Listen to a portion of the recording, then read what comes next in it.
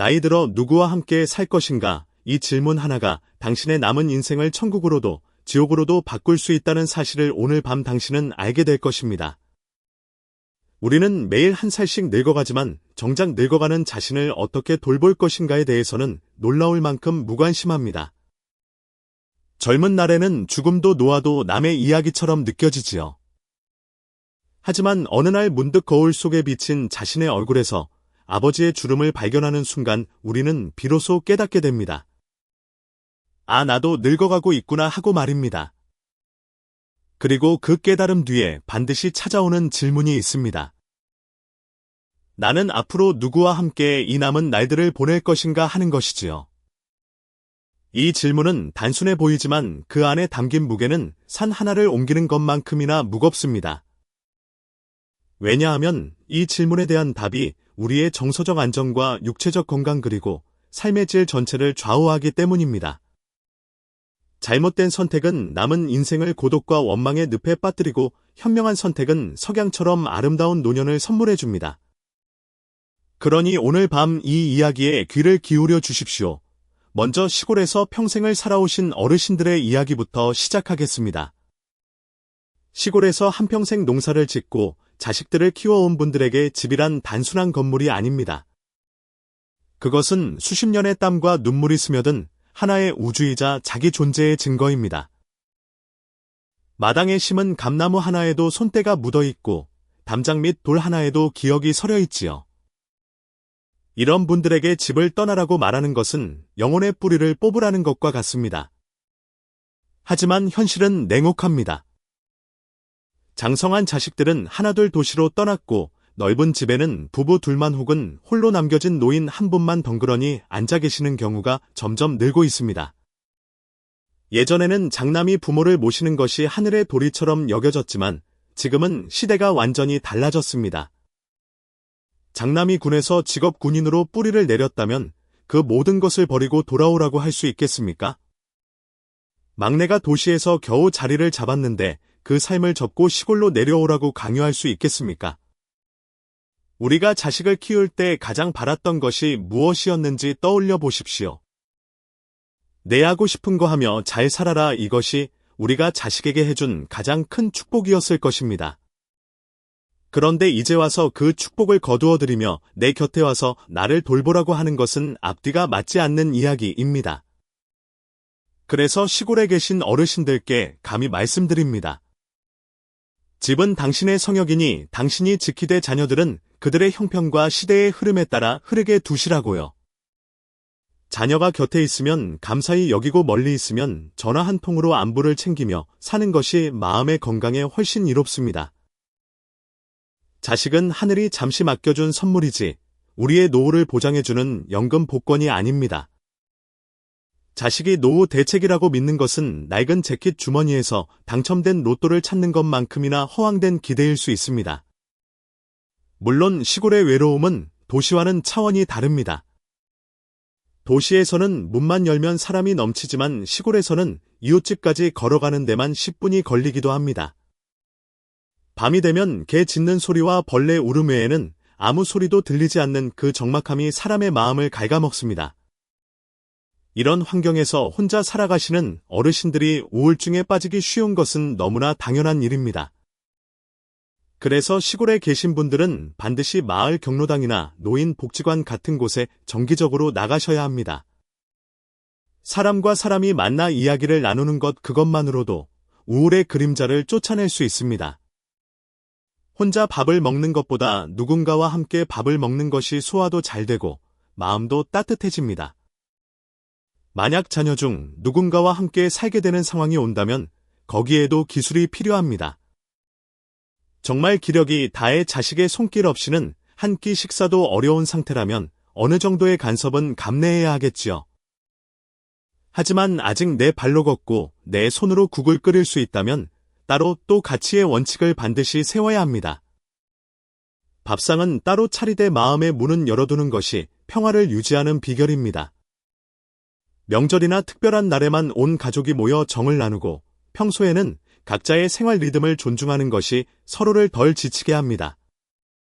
어르신들은 새벽에 일어나는 것이 자연스럽지만 요즘 젊은이들은 밤늦게까지 활동하고 늦잠을 자는 것이 일상입니다. 이 리듬의 차이를 억지로 맞추려다 보면 결국 누군가는 숨이 막히게 됩니다. 며느리와 함께 사는 것을 두려워하는 것은 살얼음판 위를 걷는 것과 비슷합니다. 얼음 밑 풍경은 아름다워 보일지 모르나 언제 금이 갈지 몰라 전전긍긍하게 되지요. 하지만 서로의 공간과 생활 방식을 존중한다면 그 살얼음판은 든든한 다리가 될 수 있습니다. 식사를 따로 하는 것이 정이 없다고 서운해하지 마십시오. 그것은 결별이 아니라 평화를 위한 전략적 선택입니다. 각자의 취향대로 먹고 각자의 속도대로 걷는 것이 진정한 배려이니까요. 이제 시선을 도시로 옮겨보겠습니다. 도시에서 직장 생활을 하고 내 집 마련이라는 거친 산을 넘으며 경제적 기반을 다져온 분들에게는 조금 다른 선택지가 주어집니다.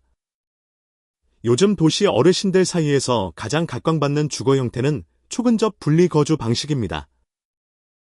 같은 아파트 단지 안에서 혹은 위아래 층으로 나뉘어 사는 것이지요. 부모는 15층에 살고 자녀 부부는 13층이나 17층에 자리를 잡는 식입니다. 이렇게 하면 아주 가까운 거리에서 서로의 온기를 느끼면서도 각자의 현관문을 닫는 순간 완벽하게 독립된 공간을 가질 수 있습니다. 예전에는 함께 산다는 것이 한 솥밥을 먹고 화장실을 공유하며 아침 저녁으로 서로의 안색을 살피는 것을 의미했습니다. 하지만 그런 밀착형 삶은 필연적으로 갈등의 불씨를 품기 마련입니다. 며느리의 늦잠이 눈에 거슬리고 시어머니의 잔소리가 귓가를 맴도는 상황에서 평화가 깃들기란 어렵습니다. 명절 때 잠깐 보는 자식도 사흘이면 짐처럼 느껴지기 시작하는데 매일 얼굴을 맞대고 사는 것은 수행에 가까운 일입니다. 그래서 도시인들이 선택한 적당한 거리 두기는 단순한 개인주의가 아닙니다. 그것은 관계의 수명을 늘리기 위한 고도의 전략적 선택입니다. 이웃 사촌이 먼 친척보다 낫다는 옛말이 있는데 이제는 따로 사는 자식이 한 집 사는 원수보다 낫다고 고쳐야 할지도 모르겠습니다. 그런데 인생이라는 무대에서 예기치 못한 슬픔이 닥칠 때가 있습니다. 평생을 함께한 배우자가 먼저 세상을 떠나고 텅 빈 집에 혼자 남겨지는 순간입니다. 자녀들은 타지에서 각자의 삶을 꾸리느라 바쁘고 남겨진 한 사람의 마음에는 찬바람이 들이칩니다. 이럴 때 많은 분이 성급하게 집을 정리하고 자녀의 곁으로 가려고 서두릅니다. 하지만 건강이 허락하는 한 익숙한 공간을 떠나는 결정은 가장 마지막에 하셔도 늦지 않습니다. 사람은 익숙한 환경에서 심리적 안정감을 느끼도록 되어 있습니다. 수십 년을 살아온 동네의 골목길 단골 가게의 주인 아주머니, 공원 벤치에서 만나던 친구들, 이 모든 것이 우리의 정서적 안전망입니다. 이것을 하루아침에 끊어버리고 낯선 도시로 이주하면 외로움은 해소되기는커녕 오히려 더 깊어질 수 있습니다. 자녀 곁에 가더라도 자녀는 낮에 일하러 나가고 결국 낯선 아파트에 혼자 남겨지는 것은 마찬가지이니까요. 정외로움을 견디기 힘들다면 자녀에게 조심스럽게 속내를 비춰보는 지혜가 필요합니다. 혹시 너희 사는 곳 근처로 내가 옮겨갈 자리가 있을까 하고 물어보는 것은 강요가 아니라 소통입니다. 자식에게 짐이 되기 싫어 입을 닫는 것만이 능사는 아닙니다. 하지만 그 결정을 내리기 전에 반드시 충분한 시간을 두고 여러 가지를 따져보아야 합니다. 감정에 휩쓸려 내린 결정은 반드시 후회를 동반하기 때문입니다. 여기서 우리가 주목해야 할 또 하나의 흐름이 있습니다. 바로 요양시설에 대한 인식의 변화입니다. 여전히 많은 어르신이 자식이 있는데 무슨 요양원이냐며 서운함을 토로하십니다. 자식을 어떻게 키웠는데 나를 버리려 하느냐는 원망의 목소리가 들리기도 합니다. 하지만 냉정하게 생각해보면 요양원은 부모를 버리는 곳이 아닙니다. 전문적인 돌봄 시스템 안으로 안전하게 모시는 곳입니다. 현대의 요양시설은 과거의 어둡고 침침한 이미지를 벗어던진 지 오래입니다. 24시간 간호사가 상주하고 영양사가 맞춤형 식단을 제공합니다. 갑작스러운 위기 상황에 즉각 대응할 수 있는 체계도 갖추고 있지요. 안전이 담보되지 않은 자유보다는 시스템 안에서의 안락함이 삶의 질을 훨씬 높여줍니다. 요즘 고급 실버타운이나 요양시설의 비용을 아시나요?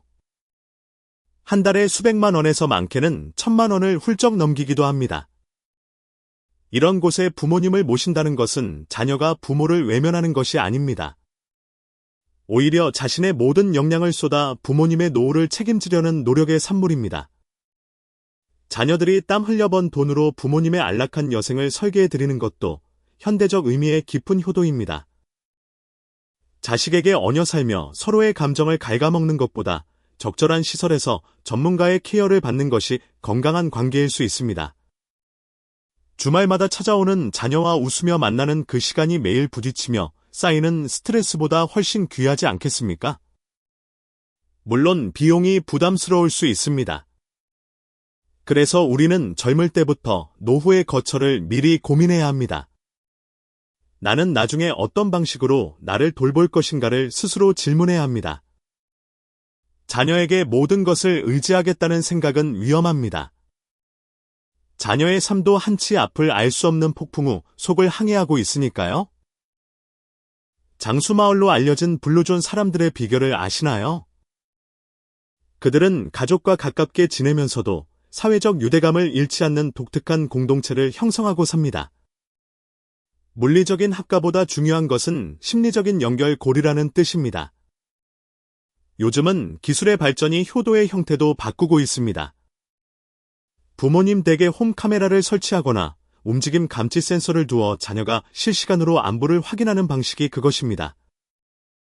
화면 속에서 부모님이 평소처럼 식사하시는 모습만 봐도 자식은 하루를 살아낼 힘을 얻습니다. 이것은 감시가 아니라 21세기형 지극한 정성입니다.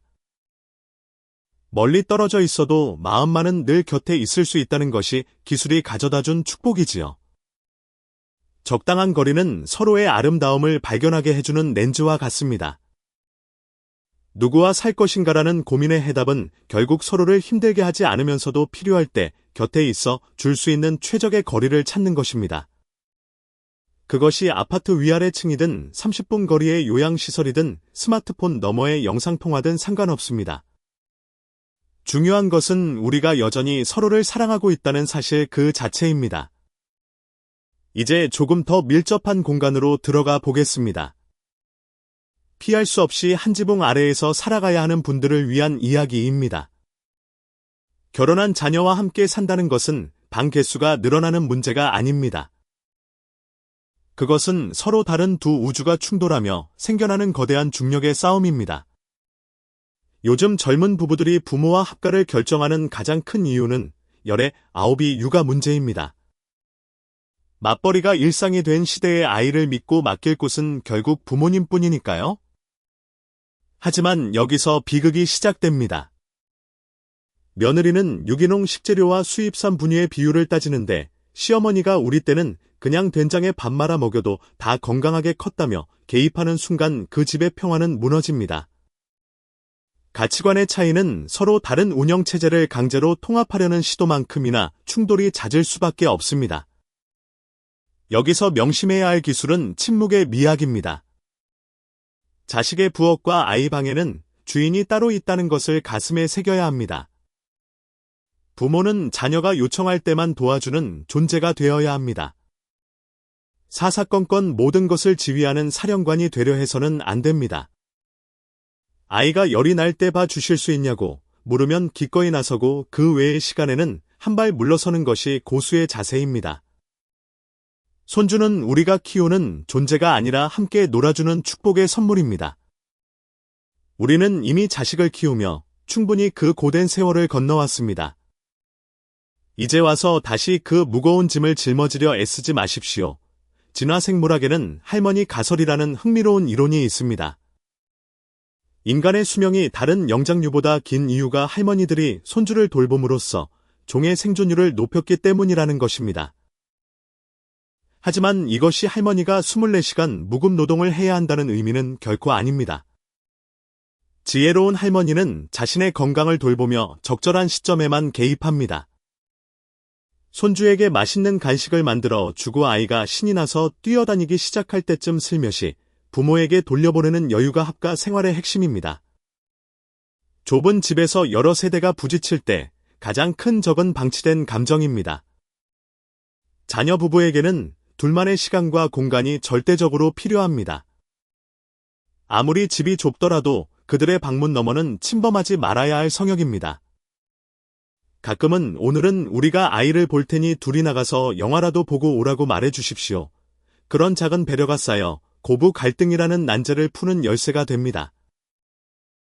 내가 너를 어떻게 키웠는데라는 말은 관계 통장의 독을 푸는 것과 같습니다. 자식 농사라는 것이 투자와 비슷해서 원금 손실이 발생할 수도 있다는 사실을 우리는 겸허히 받아들여야 합니다. 수익률이 낮다고 자식을 탓해봐야 남는 것은 공허한 메아리뿐입니다. 차라리 그 에너지를 자신의 취미와 건강에 투자하십시오. 노인정에서 친구들과 바둑을 두거나 공원을 산책하며 자기만의 시간을 갖는 것이 훨씬 현명합니다.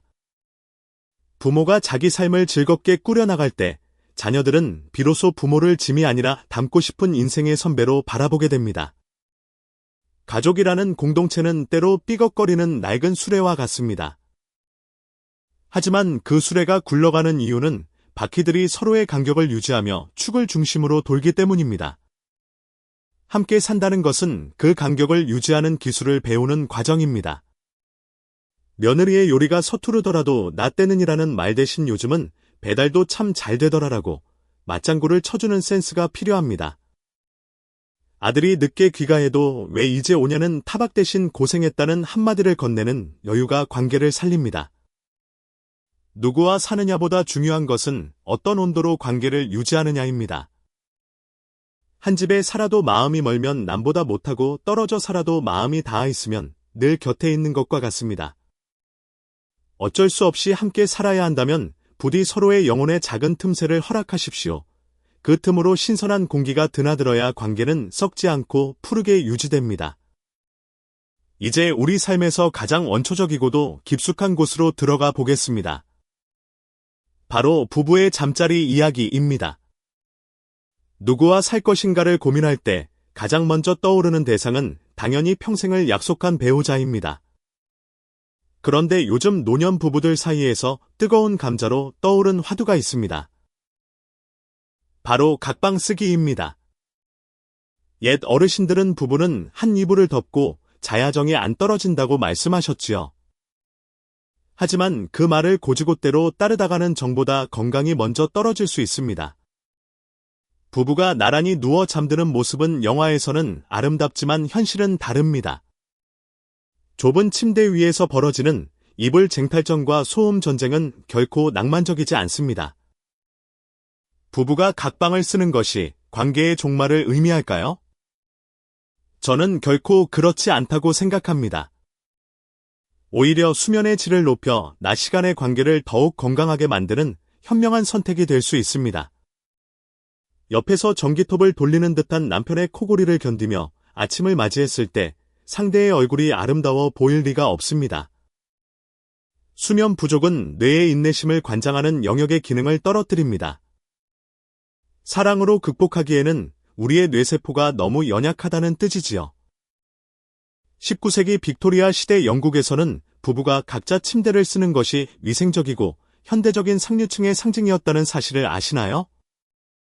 당시 의사들은 부부가 한 침대에서 순결을 나누는 것이 건강에 해로울 수 있다며 각자의 침대를 권장했습니다. 우리가 지금 고민하는 각방 생활은 시대를 앞서간 귀족적 취향의 부활인 셈입니다. 우리 조상님들이 안채와 사랑채를 나누어 생활했던 것도 비슷한 맥락이었을지 모릅니다. 부부가 따로 자는 이유는 매우 현실적입니다. 첫째는 건강입니다. 나이가 들면 수면의 질이 급격히 떨어집니다. 작은 소리에도 깨고 화장실도 자주 가게 됩니다. 한 사람이 일어나면 다른 한 사람도 덩달아 깨는 연쇄 반응이 일어나지요. 잠을 설친 날의 신경질은 부부싸움의 가장 흔한 원인입니다. 둘째는 생활 리듬의 차이입니다.